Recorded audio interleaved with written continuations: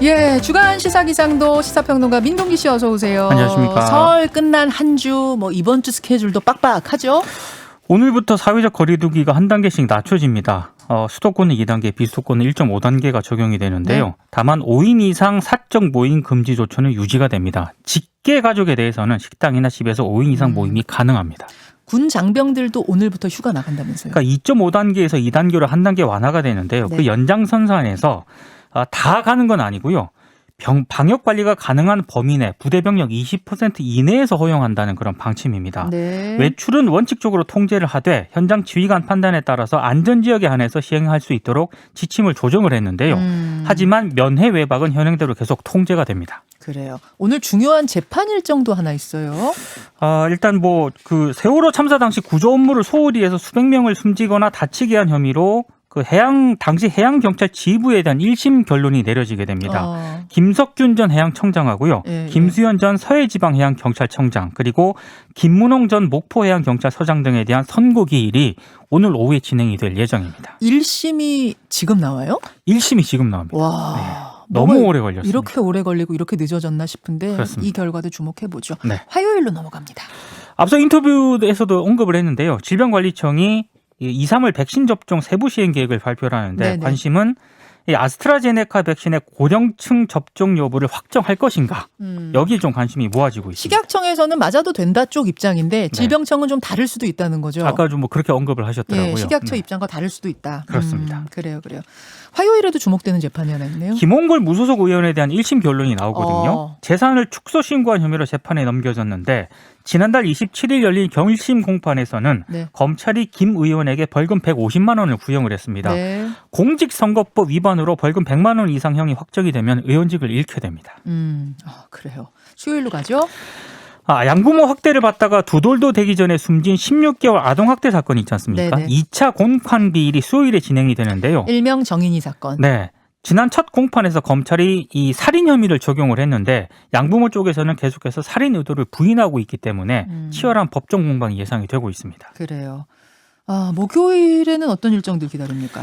양승태 전 대법원장 시절 사법농단에 가담한 혐의로 재판에 넘겨진 이민걸 전 법원행정처 기획조정실장에 대한 첫 판결이 나오는데요. 네네. 이민걸 전 실장뿐만 아니라 이규진 전 대법원 양형위원회 상임위원, 방창현 전 전주지법 부장판사, 심상철 전 서울고법원장에 대한 1심 선고 공판이 열립니다.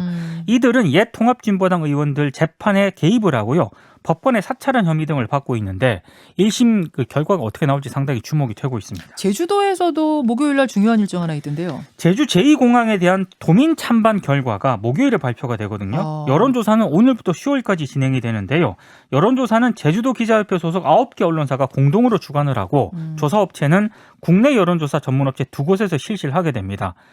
결과는 18일 날 발표를 하게 되고요. 이후 제주도와 의회에 전달을 하게 되는데 여론조사 결과를 또 제주도 의회 등이 네. 국토교통부에 제출할 예정입니다. 근데 그러니까 도민들 것만 가지고 결론이 최종 나는 건 아니잖아요. 그러니까 국토교통부에서 그렇죠. 이걸 어느 정도 감안을 하겠다. 이런 그래요. 차원으로 보시면 될 것 같습니다. 금요일로 넘어가 보죠. G7 정상회의가 화상회의 방식으로 열리거든요. 네. 이번 회의는 조 바이든 미국 대통령 취임 이후에 처음으로 개최되는 다자간 정상회의인데 그러네요. 코로나19 백신 보급을 위한 국제협력이 주요 의제가 될 것으로 보입니다. 마지막 일정이 되겠습니다. 금요일부터 이 입주자를 모집하는 수도권 내 분양가 상한제가 적용되는 새 아파트 있지 않습니까? 네네. 최대 5년의 실거주 의무 기간이 부과가 됩니다. 최대 5년 실제로 거주를 해야 된다? 그러니까 시장에서는 전월세 금지법으로 부르고 있는데요. 신축 아파트의 전월세를 사실상 차단하는 그런 의도이기 때문에 네. 좀 시장에 상당한 영향을 좀 미칠 것 같습니다. 그러네요.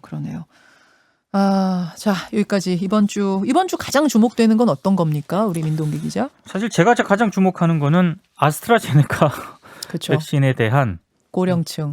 고령층에 대한 효과를 두고 상당히 논란이 좀 제기가 되고 있건 분명한 사실이거든요. 근데 지금 아까 얘기 들어보면 샘플 수가 적어서 그렇다는 거지 안전성에서는 전혀 문제가 없다. 그렇죠. 효과도 있는 것으로 나타났는데 다만 샘플 수가 적다기 때문에 글쎄요. 저는 일단 맞추는 쪽으로 가지 않을까 싶은데 한번 두고 보겠습니다. 네. 고맙습니다. 고맙습니다. 김현정의 뉴스쇼는 청취자 여러분의 참여로 이루어집니다. 트위터, 페이스북, 레인보우 게시판, 그리고 단문 50원, 장문 100원의 유료 문자 샵 1212, 우물정 1212 통해 참여하실 수 있습니다. 김현정의 뉴스쇼 여러분과 함께 만듭니다.